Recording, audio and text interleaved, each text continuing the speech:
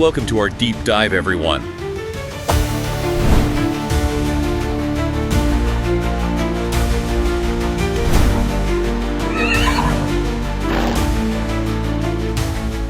Welcome to the deep dive. Today, we're zeroing in on a really exciting V75 day at Bergsåker. Looks like a fantastic card, high stakes, big jackpot potential. Absolutely. Okay, let's kick things off then. V75-1, the opening clash.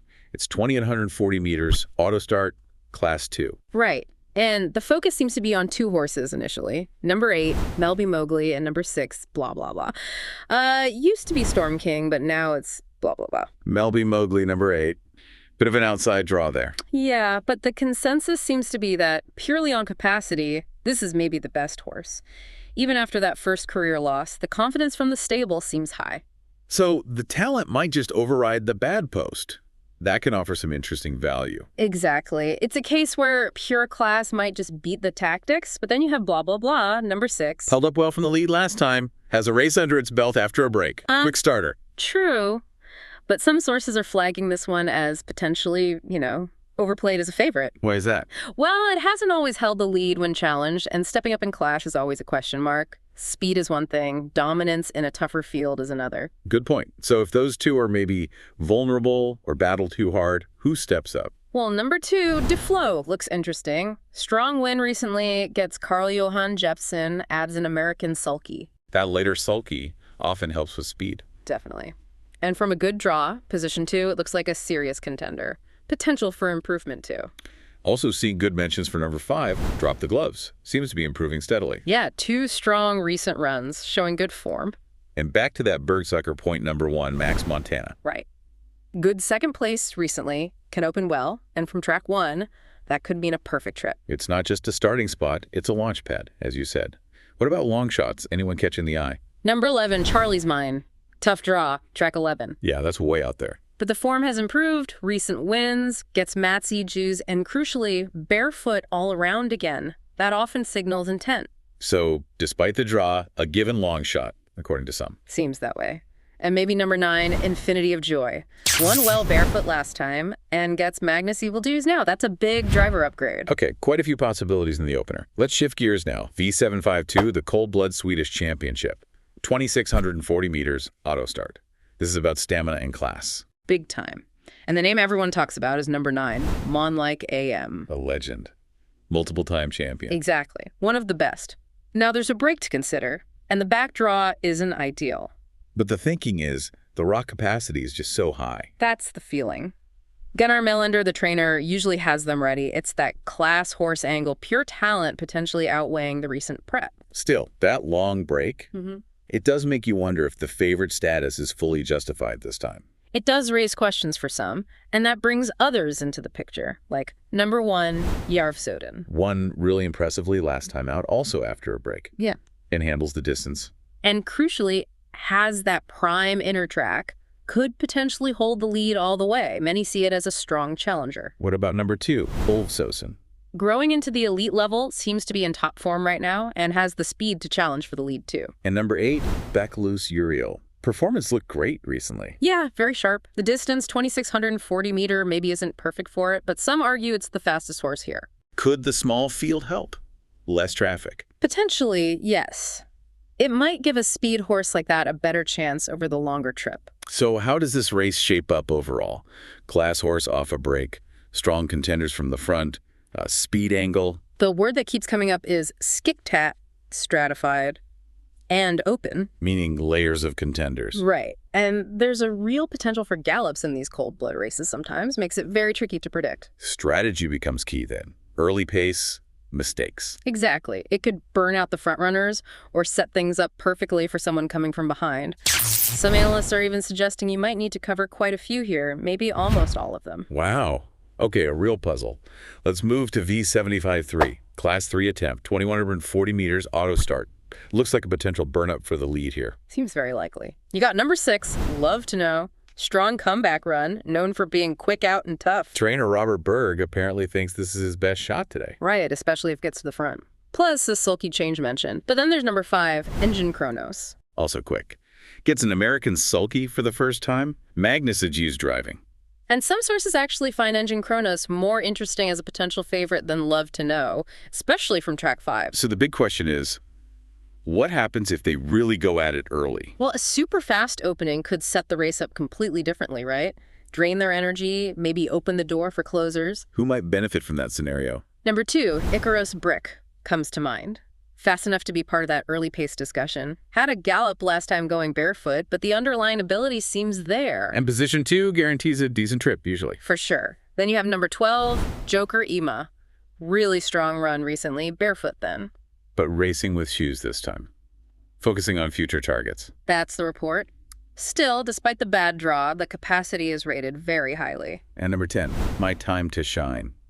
Interesting driver change. Yeah, Urshan Kihlstrom jumps on. One of the best. There's talk of equipment changes too, maybe an open bridle, different sulky. Has shown really rapid finishing speed before. So this race isn't just about who leads, but how they lead, and if that pace collapse happens. Precisely. If 5 and 6 Lockhorns, watch out for horses like 2, 10, or maybe even 12 coming late. Okay, V75-4, this is Lars Lindberg's memory, 2,140 meters, but a Vol start, standing start, diamond mare attempt for apprentices. Volsters always add complexity, and apprentice races can be unpredictable. Number 7, Take Me Sober, seems to have a lot of buzz, targeted this race, loves the lead, perfect spring track conditions mentioned. Big optimism there. But some sources do point out the last couple of runs maybe weren't quite as sharp. Okay.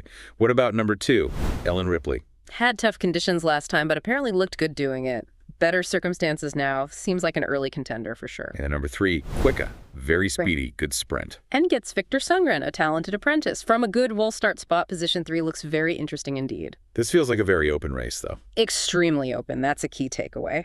Look at number 9, Dino Cream. Won against tougher mares last time. But starts from a trickier position now. 20-meter handicap. Yes, but it's a small field, only 10 horses. That can sometimes lessen the impact of the handicap. Still seen as a strong, long shot possibility. Who else is in the mix? Number 6, Made with Love, is considered a good horse for this class. Frederick B. Larson drives. Number 5, Lita Inda, showed great form last year. Current form, a bit of a question mark, though. A little, yeah. But the ability is there. And number 8, Crazy Life can be inconsistent, but has tangled with top mares before and shown flashes of form. So, given the Vol start, the apprentices, the openness, what's the advice? Many experts are suggesting spreading the marks wide here. Maybe even consider taking all 10 if your budget allows. High potential for a surprise. Right, makes sense. Let's tackle V75-5. Bronze versus silver division, 2,140 meters, auto start. Some real quality here. Definitely. And a couple of potential standouts. Number 4, Loxahatchee. Very fast. Strong favorite for the lead. Perfect record leading in Sweden, 2 for 2. Yeah. The trainer, Daniel Wagerston, sounds very confident. Some are even calling this a potential spike, a single banker bet. Wow. But then you have number 5, Eagle Rock.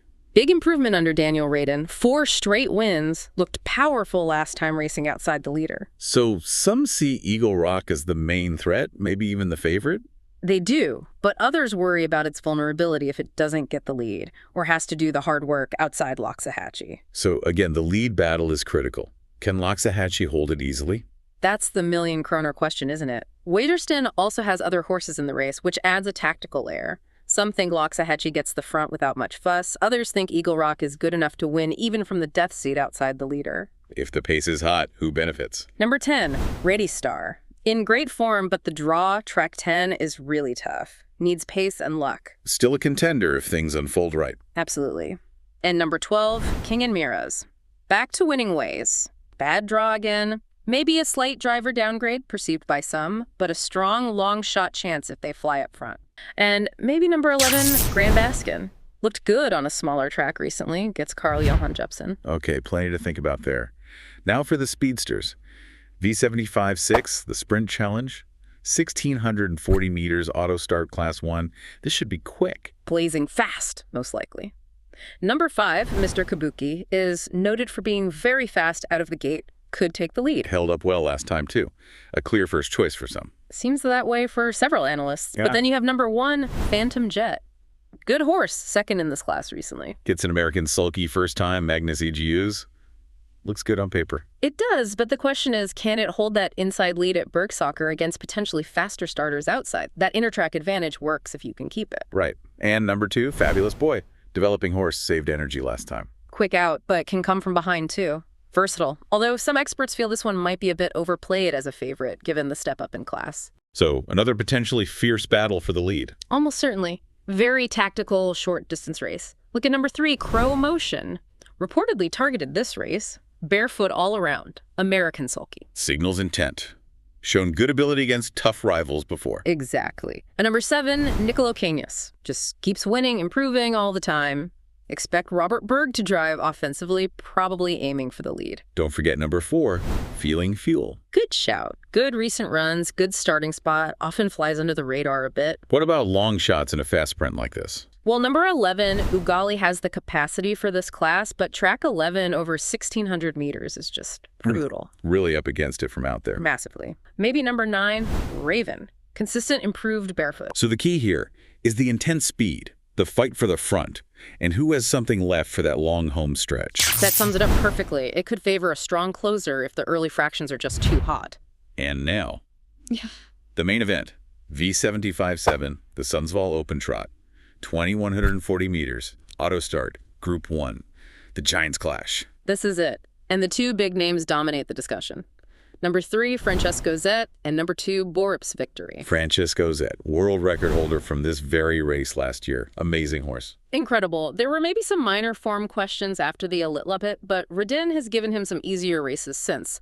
Crucially, going barefoot all around, like in the Elitlopp final. So if he brings his A game...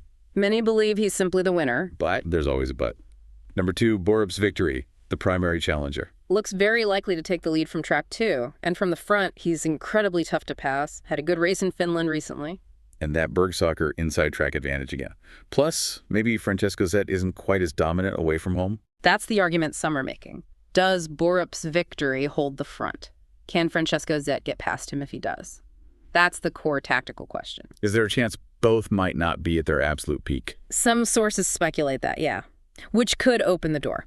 Also, remember, there was a scratching, so it's now 9 horses starting. Effectively an 8-horse race for those coming from the second line, maybe slightly easier navigation. Okay, so if the Giants do battle hard or maybe aren't quite 100%, who benefits?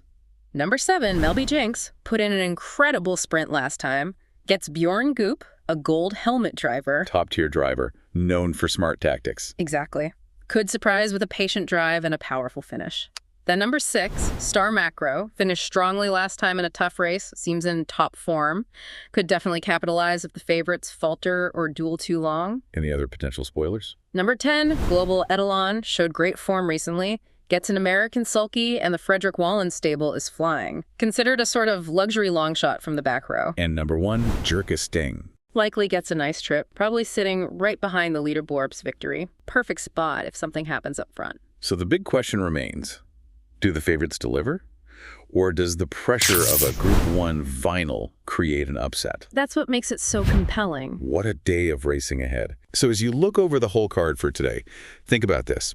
What tactical gambit, or perhaps what unexpected long shot sneaking through do you think will truly define this V75 day at Bergsåker? It's going to be fascinating to watch unfold. It certainly is. Should be a memorable one.